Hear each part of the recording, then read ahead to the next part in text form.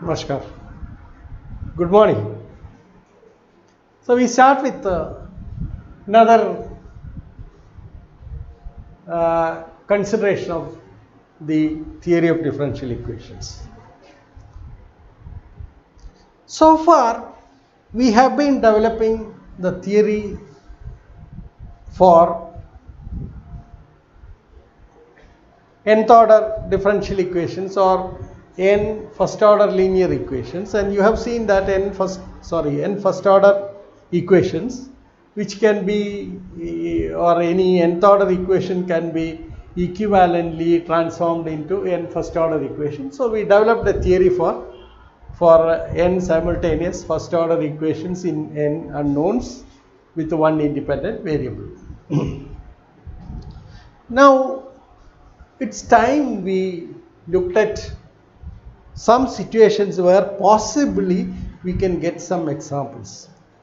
Of course, you know that the theory of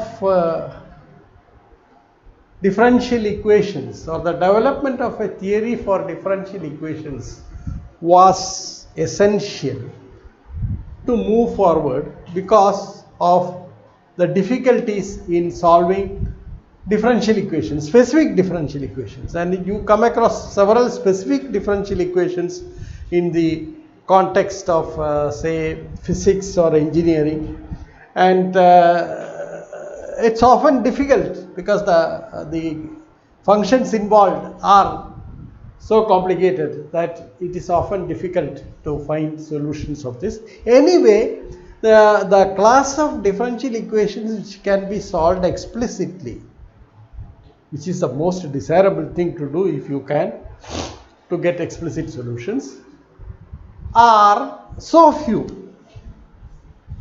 Therefore, to understand the problems, one has to really build up an indirect method, that is by developing a theory, and that's how the theory of differential equations developed, as I have mentioned this several times in between in these lectures. Now we found that the special class of linear differential equations and linear systems are the ones where possibly we can make some inroads. That is because of the power that you are endowed with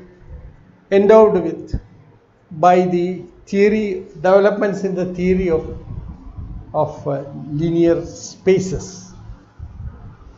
Yeah, so because there are certain linear spaces associated with the differential equations, and then you can use the results available there. It's an abundant, a very powerful theory available, so which can be exploited to some extent to study this problem. And there again, when the coefficients of the systems are not constants, the problem gets into difficulty. However, we can make some qualitative inferences about the structure of the solutions and so on, that we have already seen.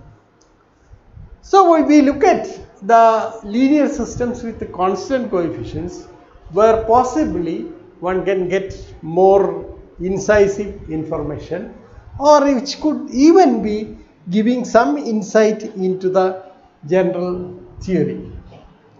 So this is the theme of the next few lectures, and we will see how we can make use of the linear space theory very powerfully in this case, even to get explicit solutions, when of course the order of the equation is not too large. Yeah, so at least it will be amenable to using some numerical techniques to solve these equations.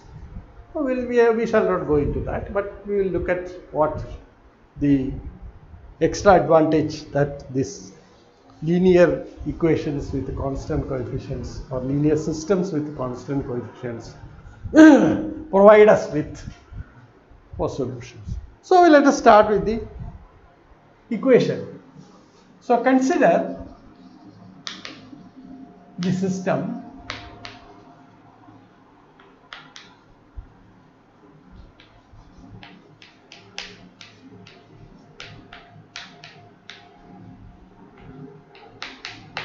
Aij, where Aij's are now constants, they are not functions of t. Xj 1 to n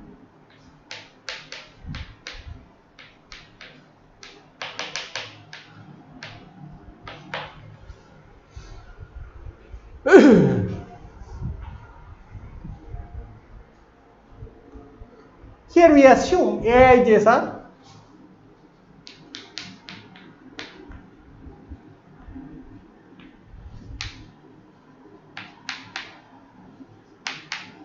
that is they are real numbers.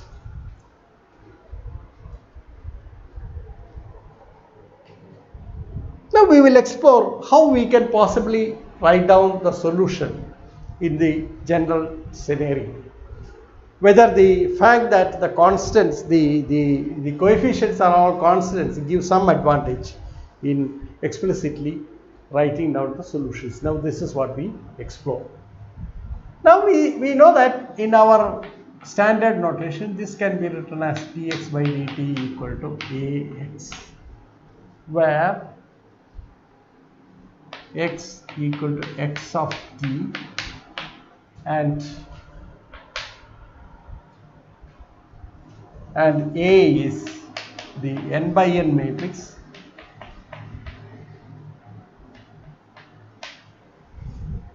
Aij.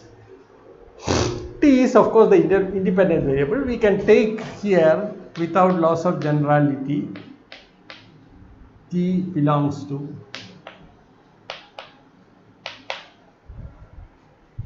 infinity. Now the initial value problem, now this of course we denote by 1. The initial value problem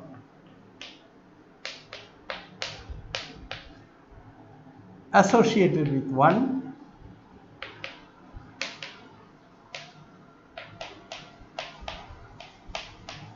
is of the form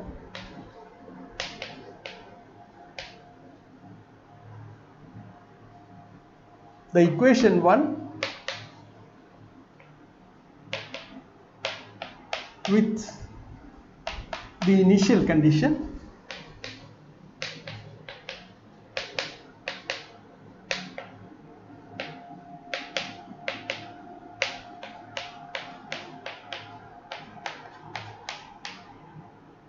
x t naught equal to x naught, or you give and take t naught to be 0 if that helps you in any way.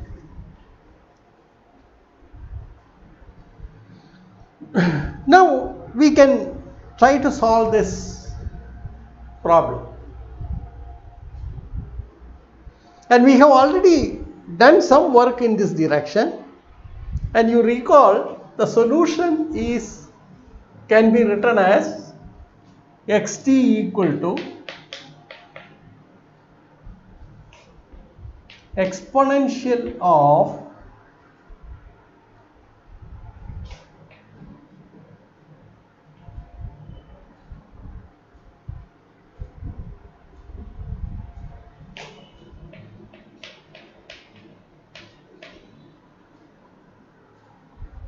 t minus t naught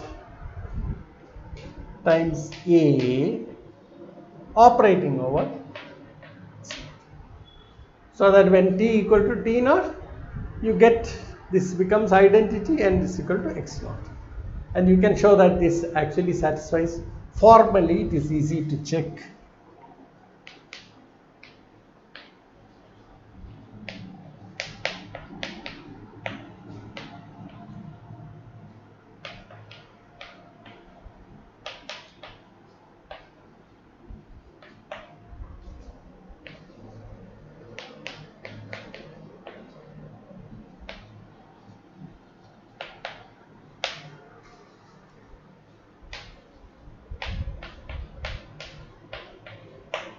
And recall, for a matrix B,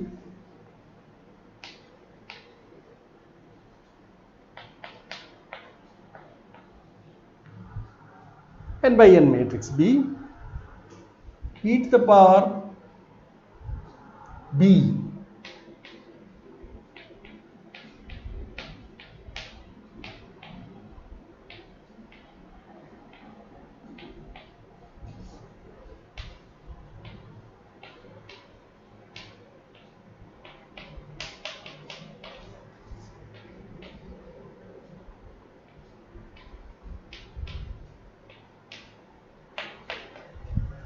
infinite series, which one can show that if A is or B is an n by n matrix, then it converges uniformly on every compact subinterval of minus infinity to plus infinity.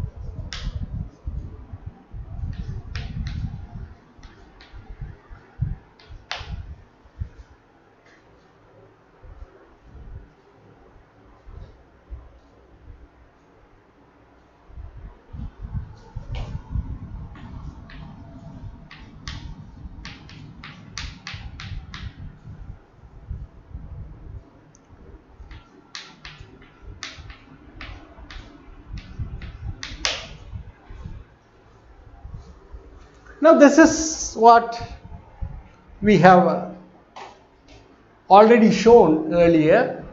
So that gives an insight into the nature of the solution. Now let us explore this problem and what are the problems that you encounter. So first of all, you see that let us start with n equal to 1.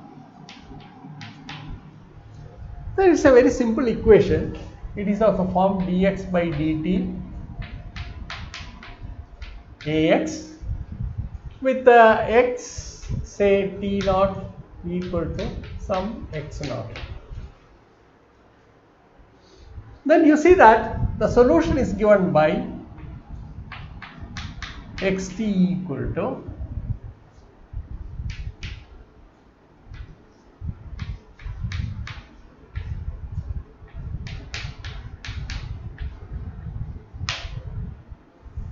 or by our conventional notation it is a into d minus.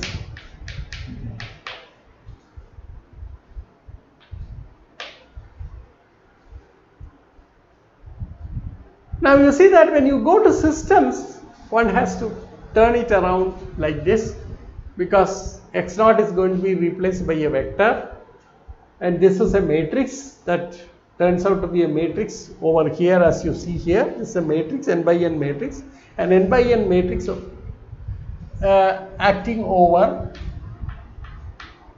So our conventional, our wisdom while working with higher order equations is this. This is equal to d minus t naught into a acting over. That is the better way of writing it. So that when you replace a by capital A matrix, see, this remains an operator which can operate over x naught. So this is the solution that you get. Okay. So how do you approach this problem? It's quite easy to approach this problem. What you do is you write xt equal to some constant times c times e to the power 8. Now lambda. For some lambda is to be determined, and then if you substitute in that, you get c times lambda e to the power lambda t equal to a c into e to the power. Therefore, you see that c, if c is not equal to 0, I mean if c equal to 0 will give you the 0 solution, which is of interest. If c is not equal to 0, then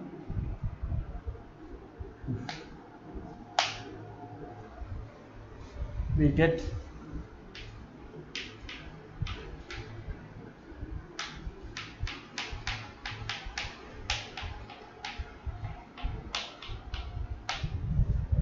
and that gives you the particular solution. Okay, so the general solution is C of this. Now you use the condition that xt naught equal to x naught. Then what you get is that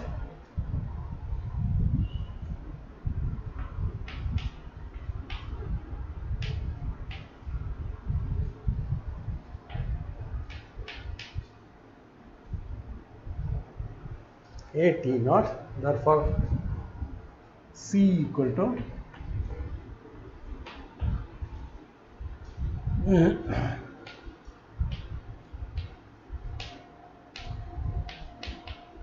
minus a t naught, and you get the following, and therefore the solution is C you replace by this, so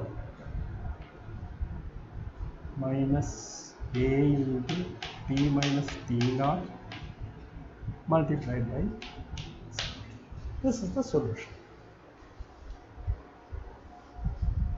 Or I can even write it this way, so that it fits well for generalization.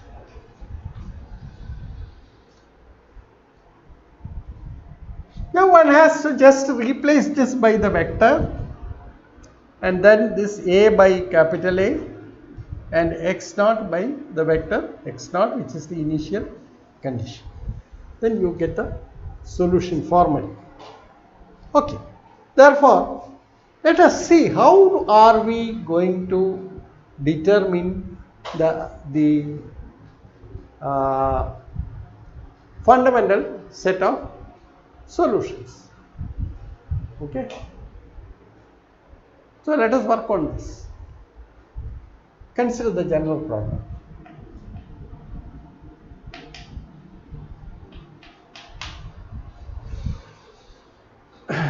Now what we write is this, write xt equal to some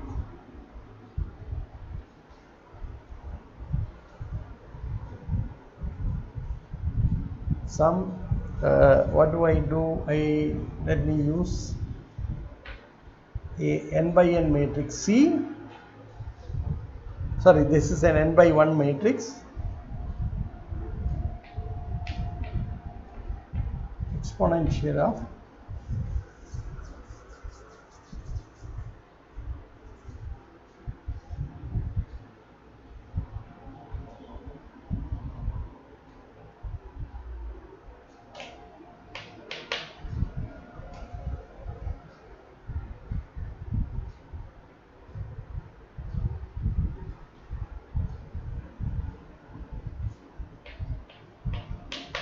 lambda, where C is a column vector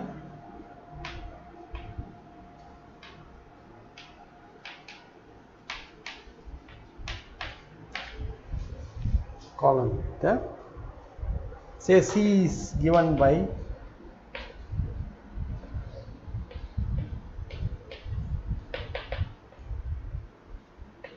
See, now what happens? X derivative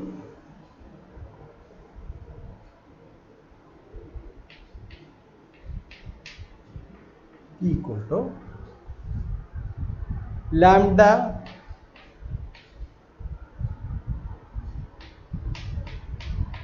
exponential of lambda. Now substituting it in the equation, you get therefore dx by dt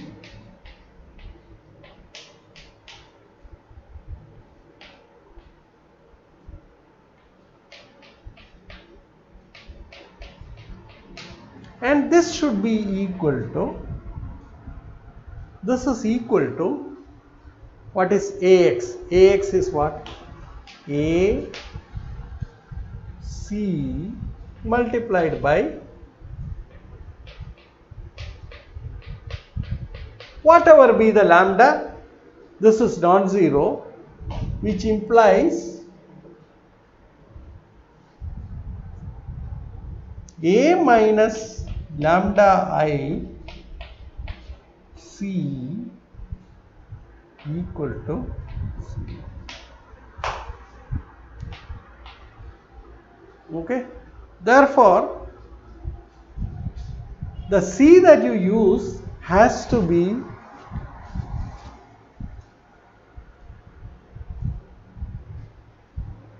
not every vector, because C equal to 0 is one option, so that xt identically equal to 0.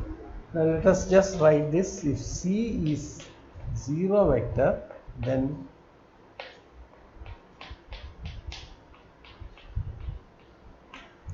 that is obvious. We are not interested in that.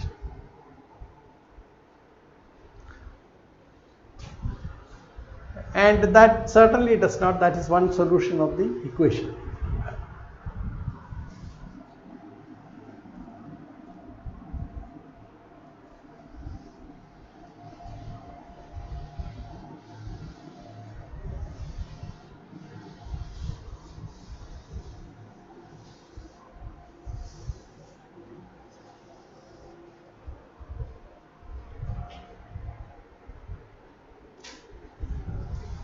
Therefore, what do you get?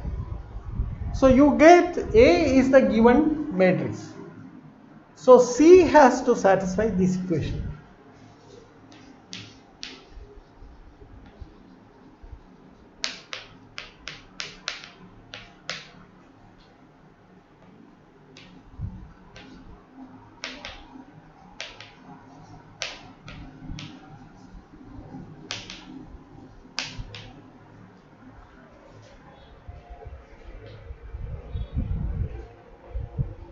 Let us designate this by 2 of 2.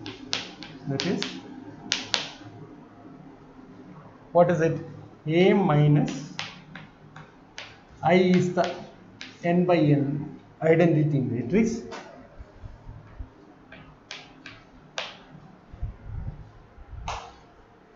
Now you know that sometimes, yes,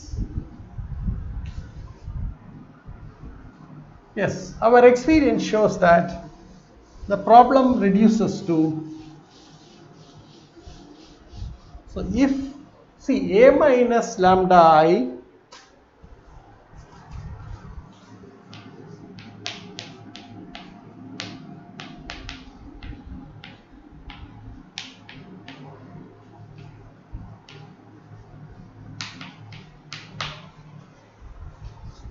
now you see that if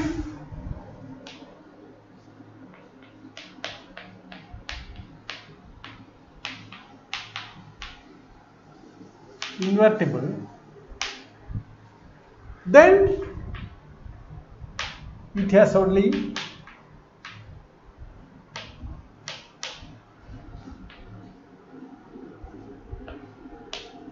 unique solution,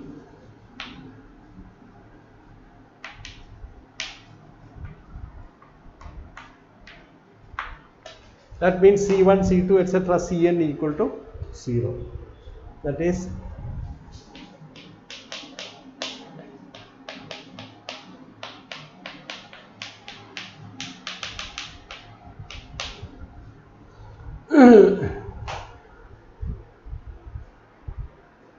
and vice versa.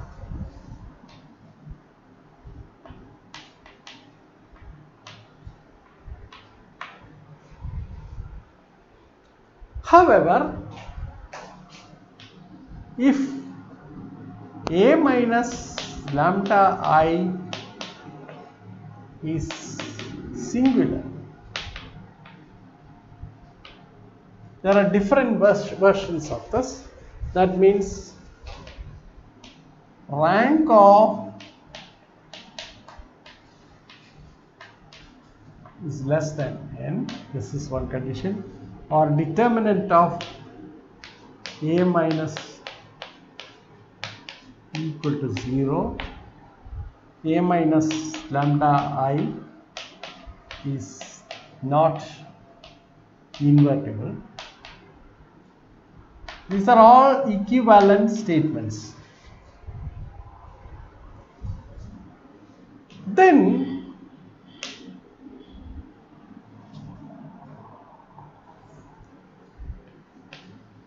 for values of lambda for which it holds, there exists non-trivial solutions of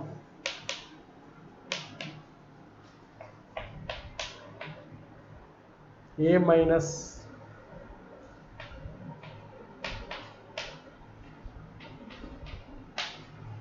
equal to 0.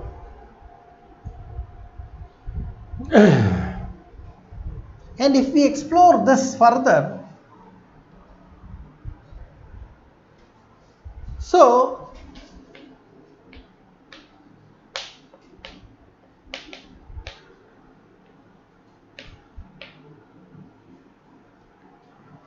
say lambda equal to lambda 1.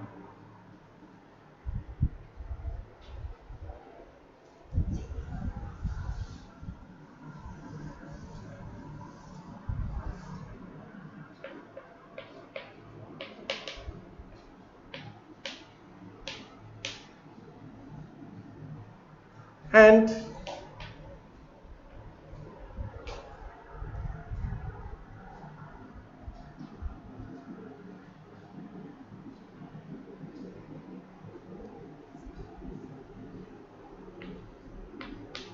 C equal to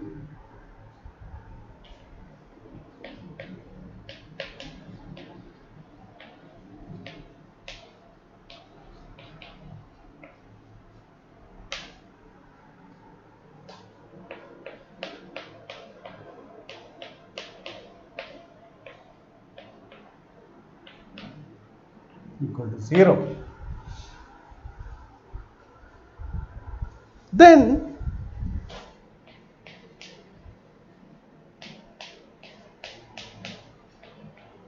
equal to, see what was our solution?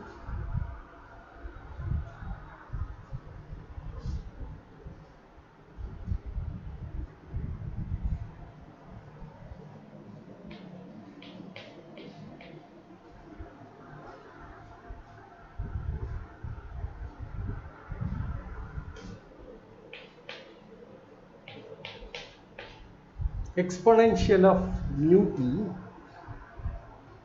with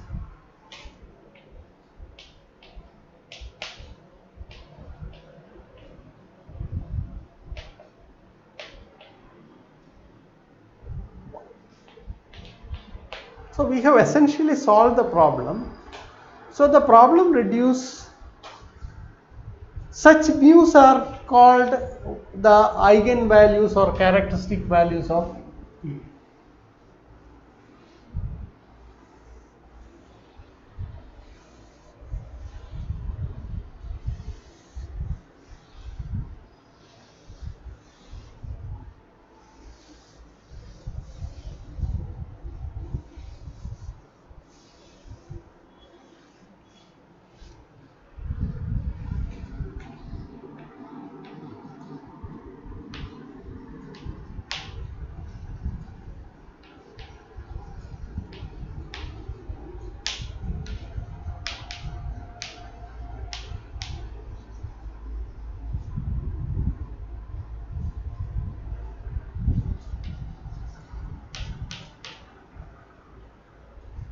and the corresponding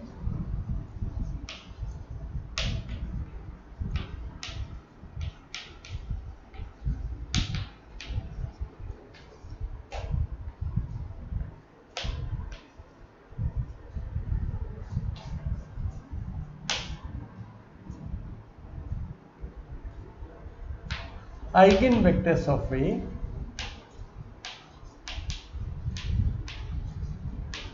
belonging to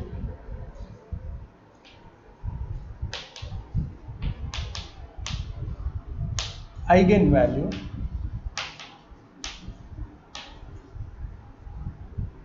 mu.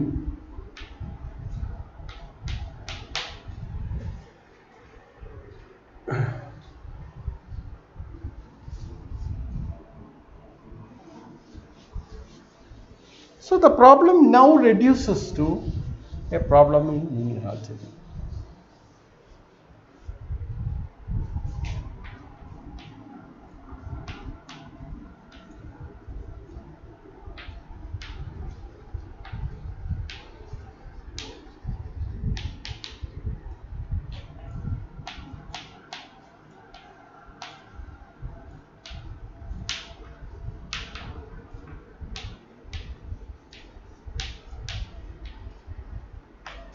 Namely, determining the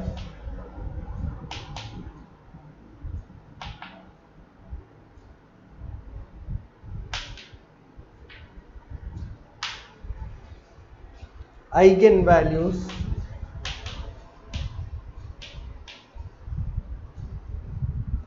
which are also called characteristic values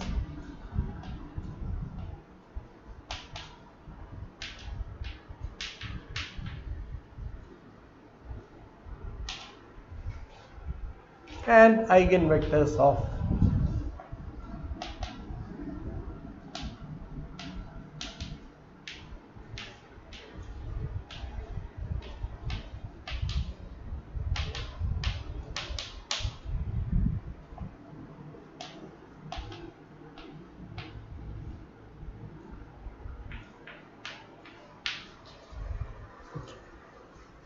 this is the problem. Okay, so we have reduced the problem of solving this first order system with constant coefficients to determining the eigenvalues and eigenvectors of the operator A in Rn. So we consider A as an operator in Rn or Cn. Okay. Now what do we want to do? Suppose we have this equation dx by dt Ax, where A equal to Aij.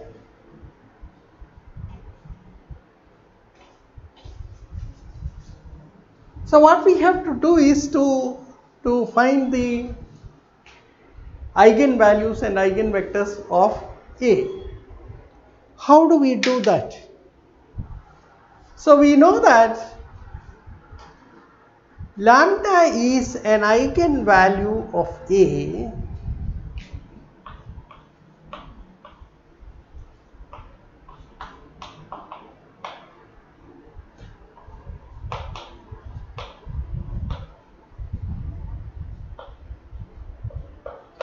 if and only if lambda is 0 of the polynomial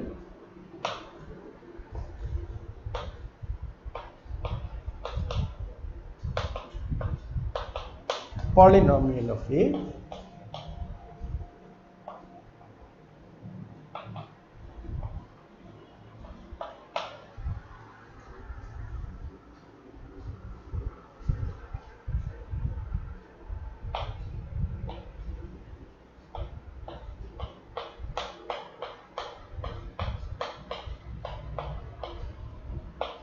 Now you know that this determinant of a minus lambda I, let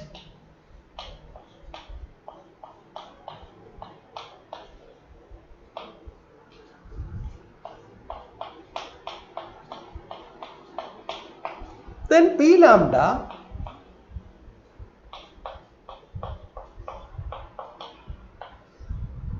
is a polynomial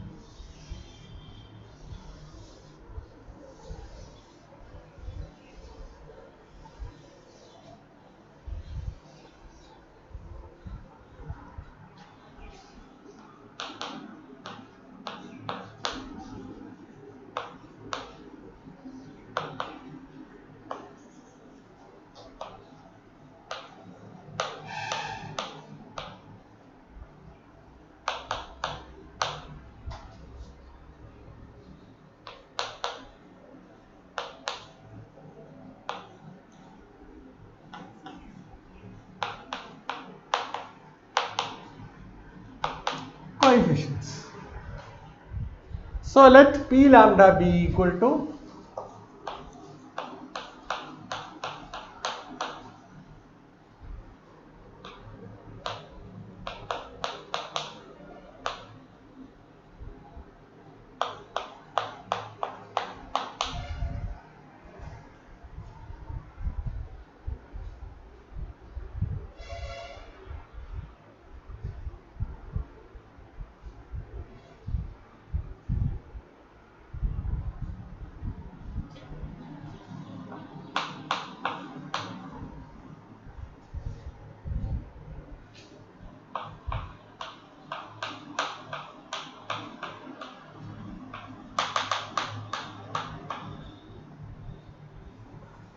or I'll write it this way.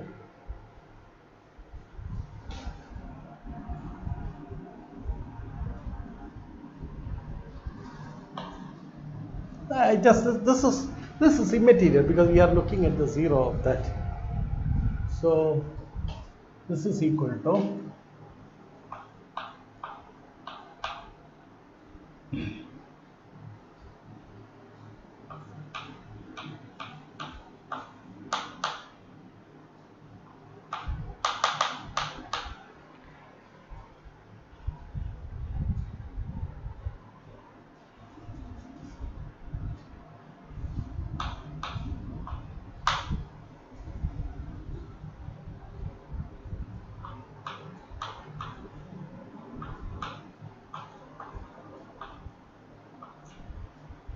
here.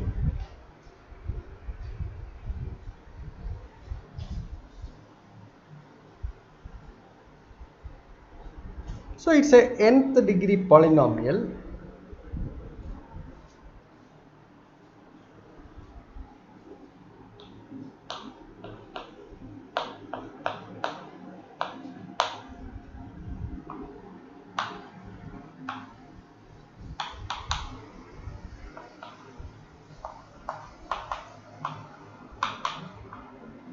the zeros of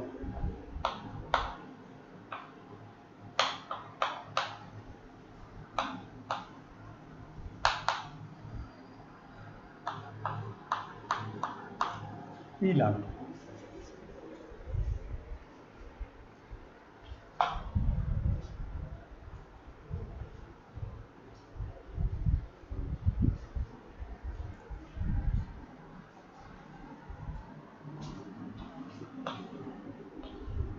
The corresponding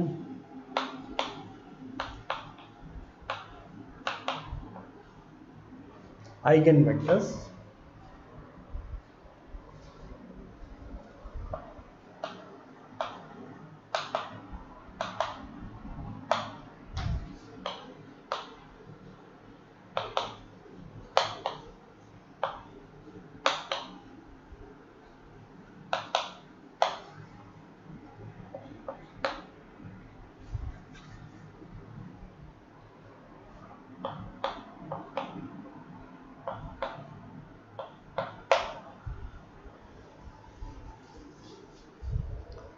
At the outset, we have solved the problem.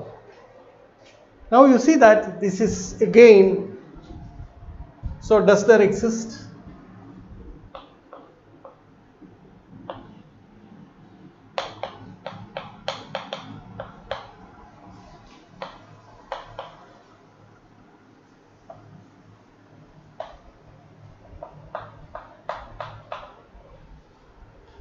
P lambda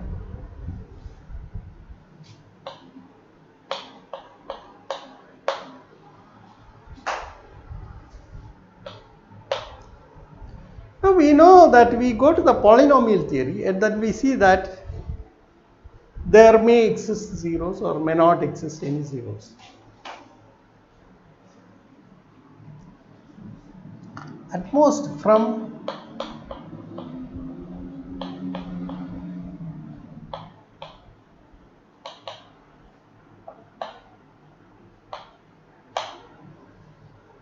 since the coefficients are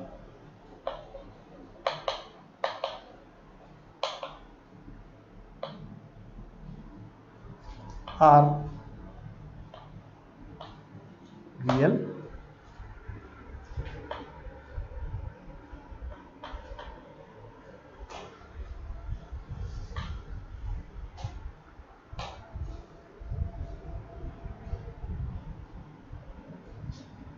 there exists at most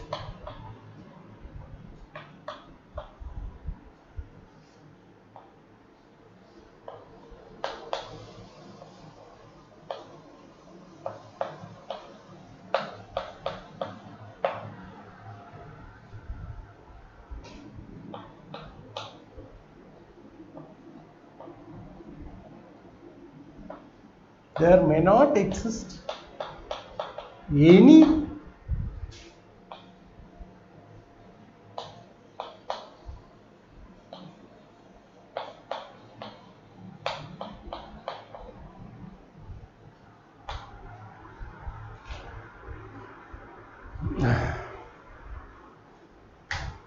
okay. So since R is not algebraically closed,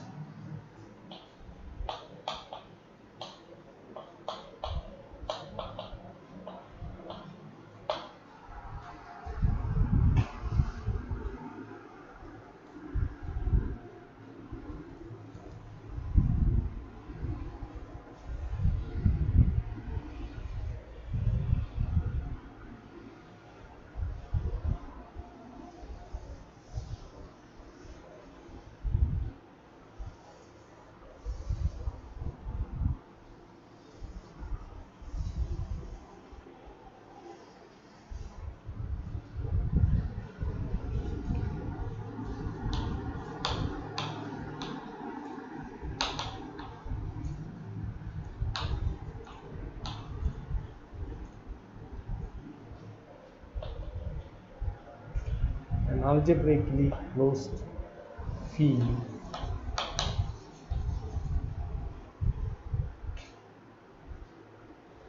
no zeros of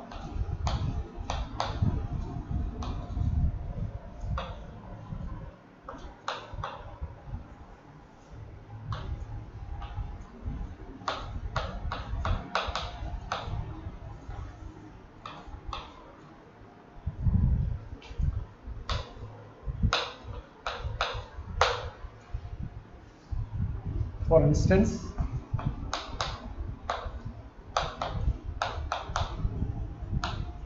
if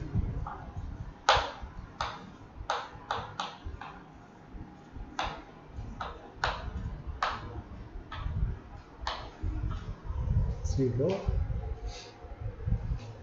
then P lambda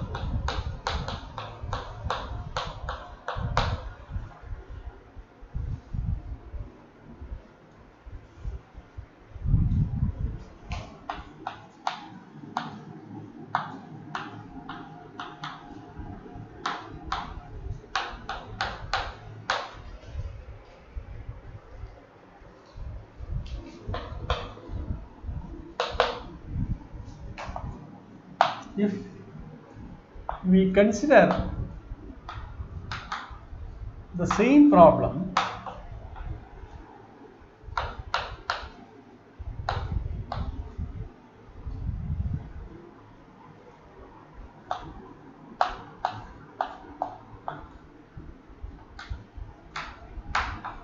which is an algebraically closed field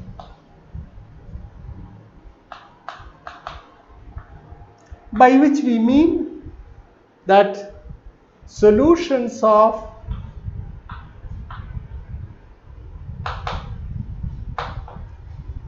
all polynomials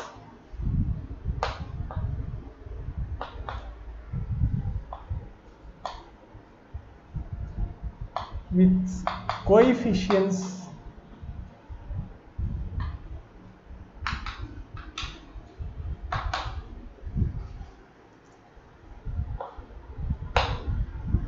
in C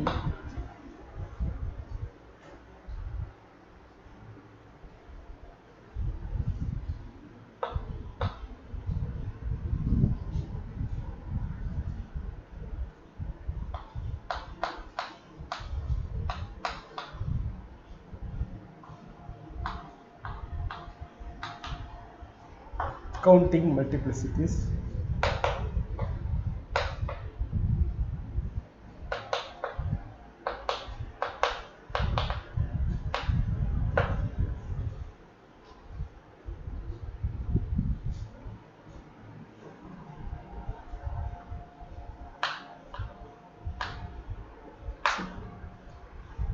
for instance the problem that we have considered.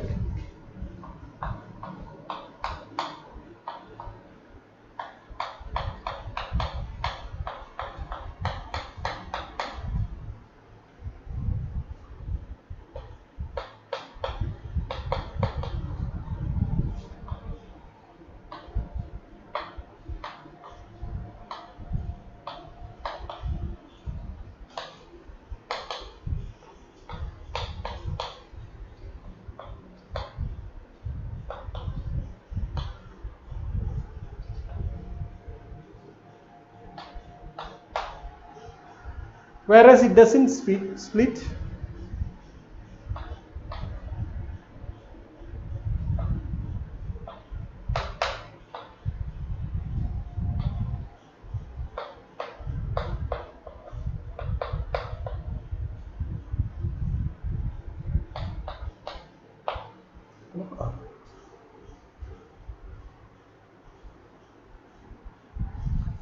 Okay, so we see that C is algebraically closed, which tells that one can write, since C is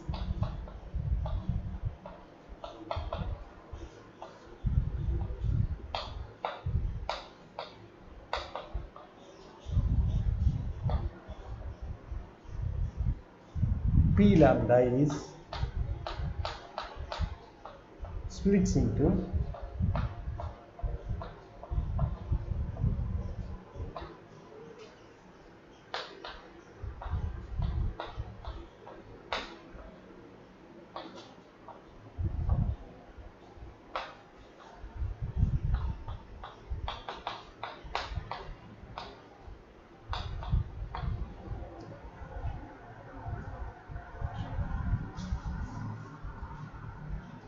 so this is something that is available over C but not necessarily over R.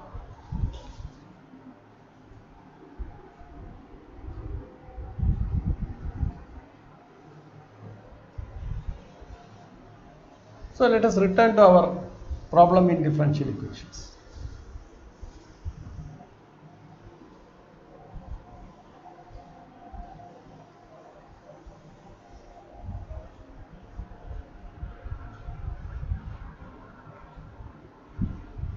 So our interest is, we are interested in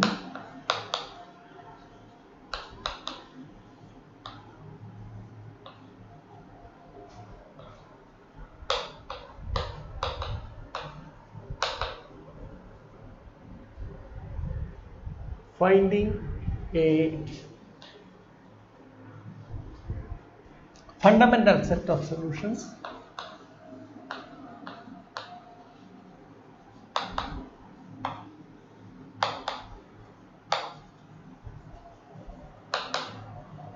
of the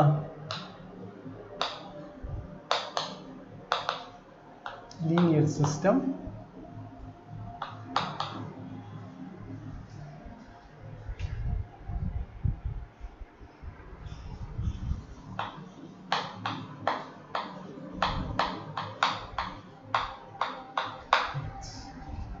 for t belonging to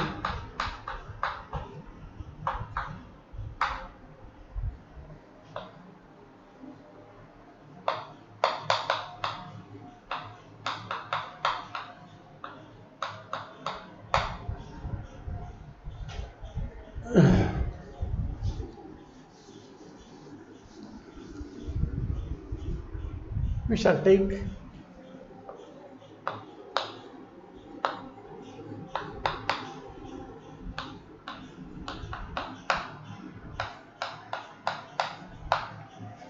real coefficients. Now, from what we infer is that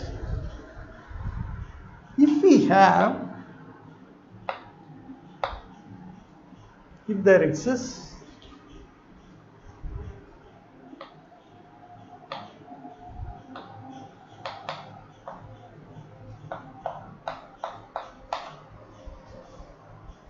and the corresponding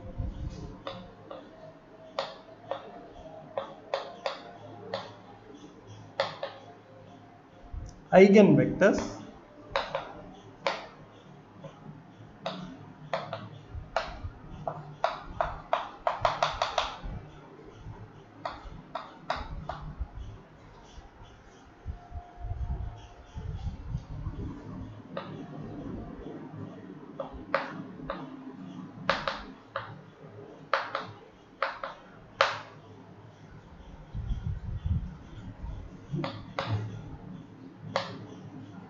we shall write we have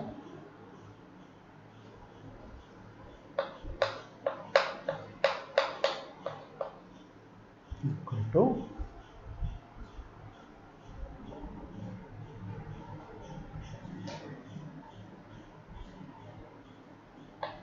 e to the power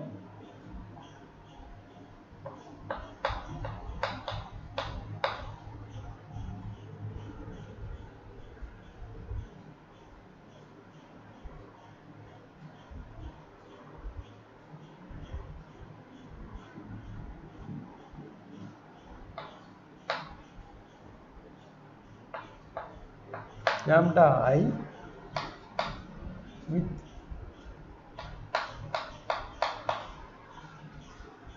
xi.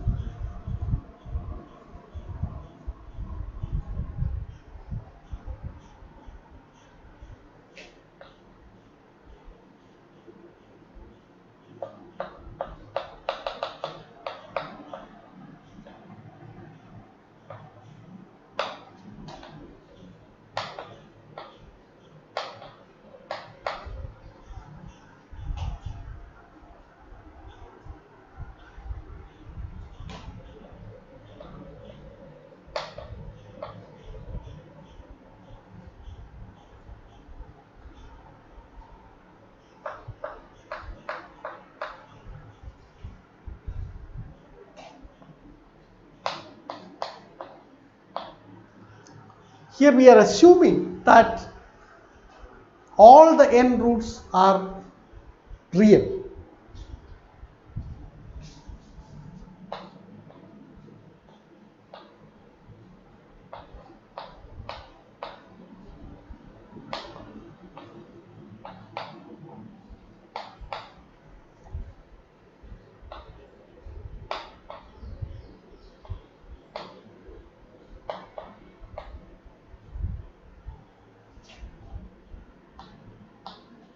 Real.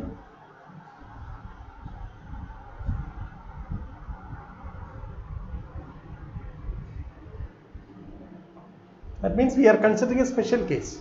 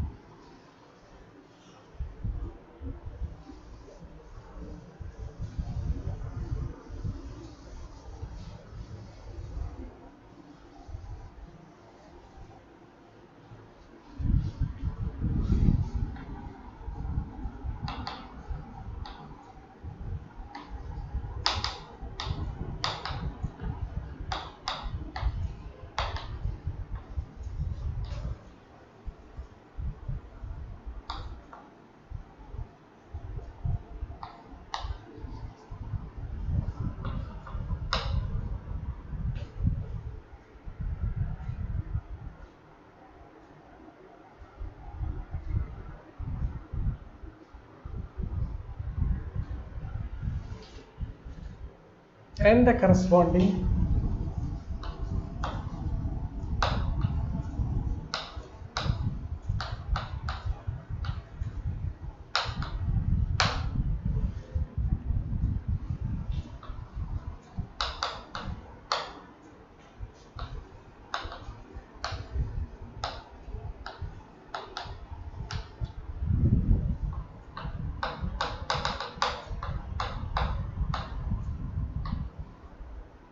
that is we have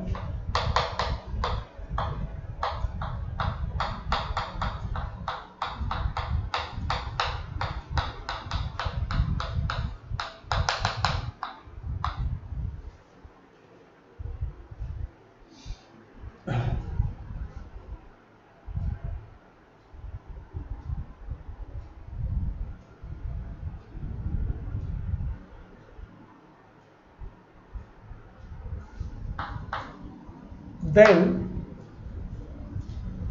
the correct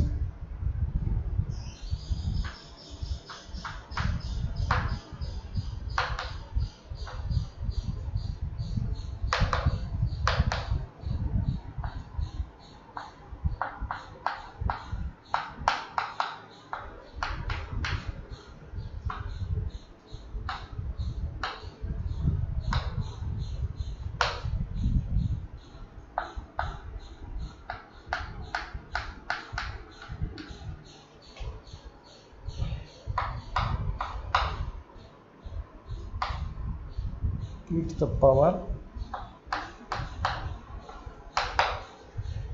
and it.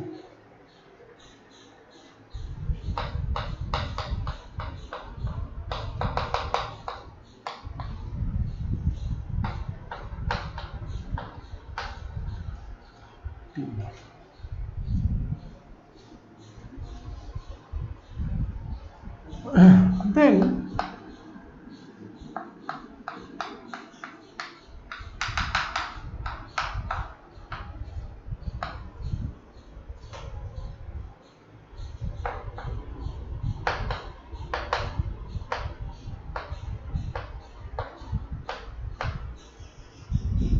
of E corresponding to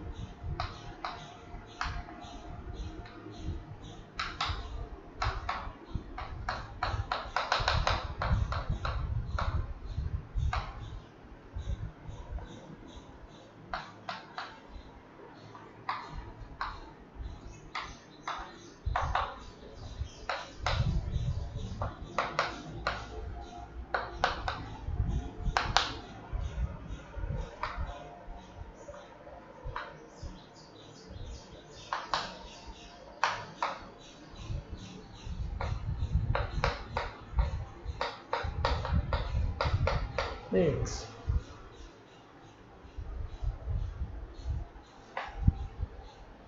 And hence forms a basis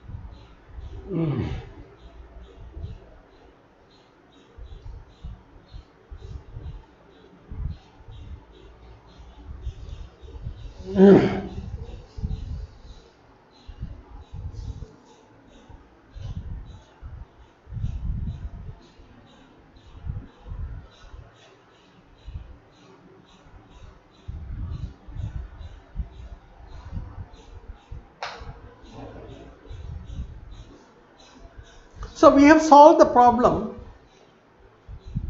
in all its generality for the case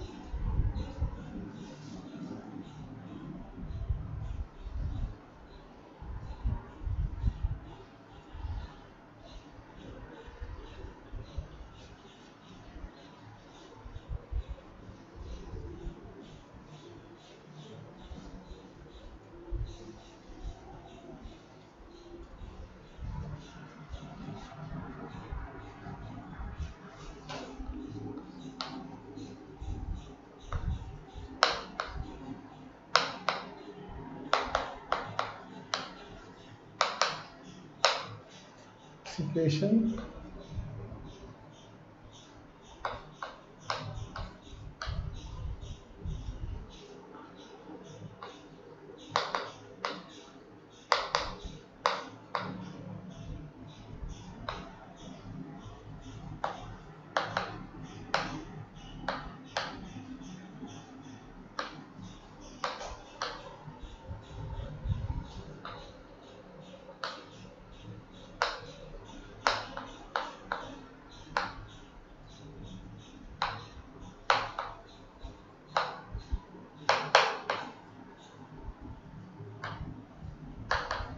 Why we have solved it in generality?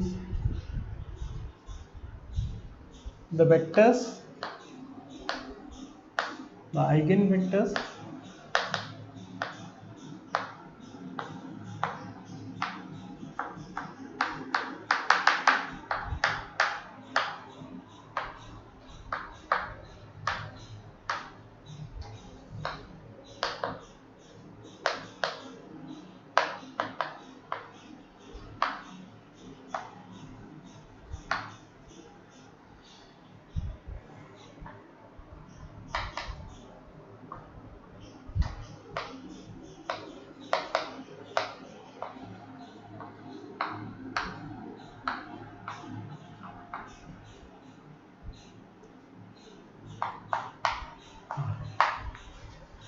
now the corresponding solutions.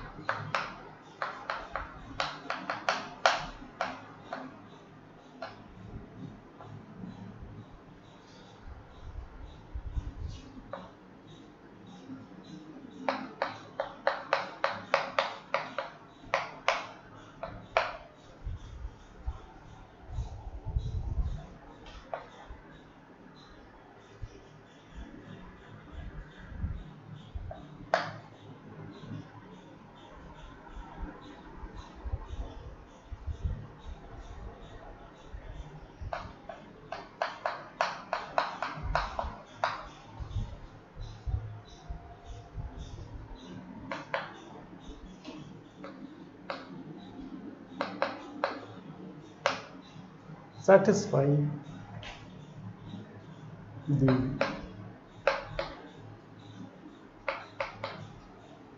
system. This may be verified.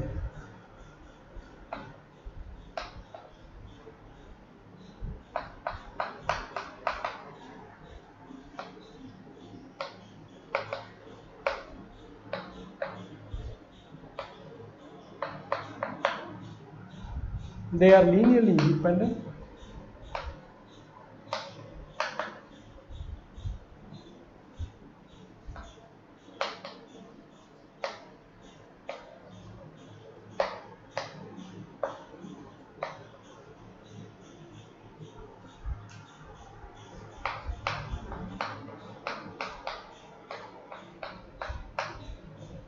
It's fine.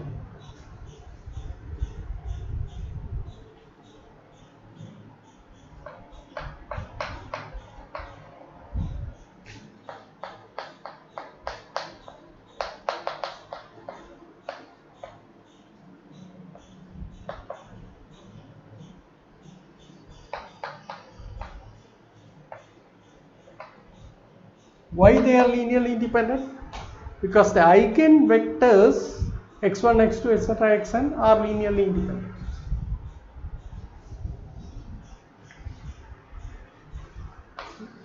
Because of this. And hence xit are also linearly independent.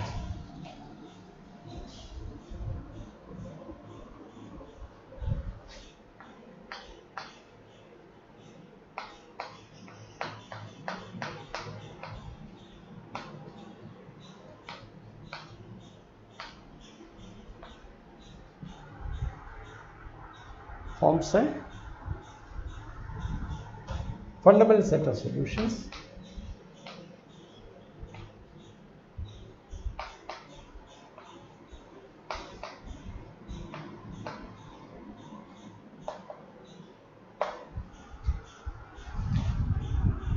of the system.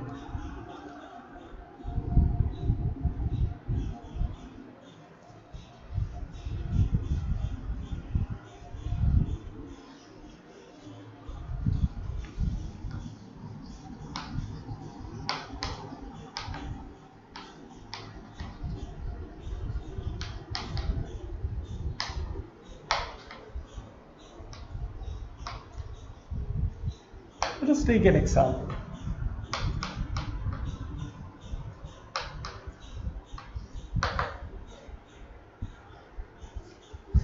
We conclude with an example and then go to the general case later. Okay. So look at this.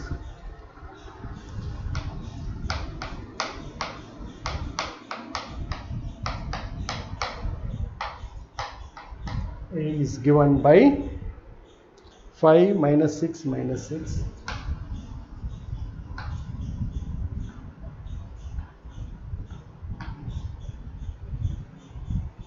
minus 1 4 2 3 minus 6 minus 4.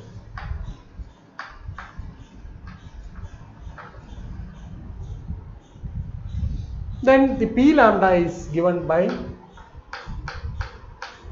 this case is lambda minus 1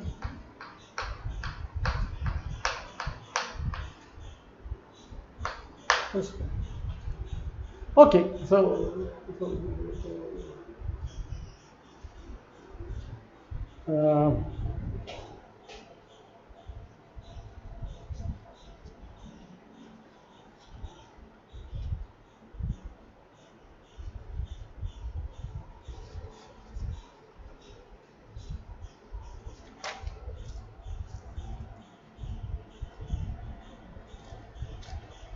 okay, I'll take up this example later.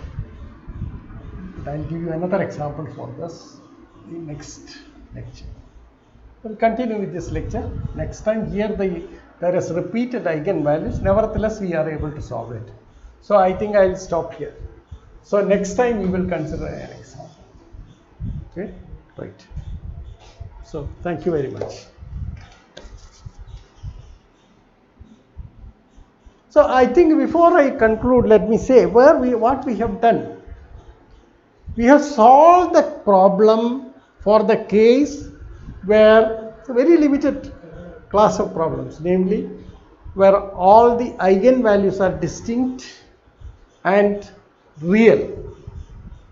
Okay, so the problem has been reduced to finding out the eigenvalues and eigenvectors of the n by n matrix A, and where it has got real distinct eigenvalues, then we have solved the problem completely and we can easily write down the solution. Now I will just give a example next time. I don't have at the hand any example, but the example I wrote, it has multiple eigenvalues, so that is not a suitable example for this. Okay, so with this limited perspective we have concluded it. So what is left for further investigation? So once again we will have to harp on the advantages that you can get by knowing the eigenvalues and eigenvectors of A. Okay, and I have slowly indicated, I have also indicated the sort of difficulties that you may encounter. That is, P may have no real eigenvalues at all, but fortunately C is an algebraically closed field where you can get all the eigenvalues, whether distinct or not distinct, it is immaterial. Okay, so we can try to solve the problem in Cn, that is possible.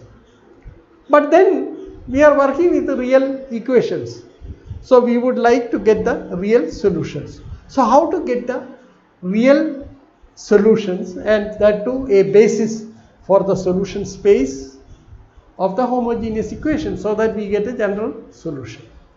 So here the general solution is, once you know this x1t, x2t, etc., xnt, the general solution is just a linear combination of x1t, x2t, etc., xnt. So that if you want to get a specific, solve a specific initial value problem with a given condition at t equal to t naught, then it is quite easy to solve these set of equations. Now I will go into the details of that next time. Thank you very much.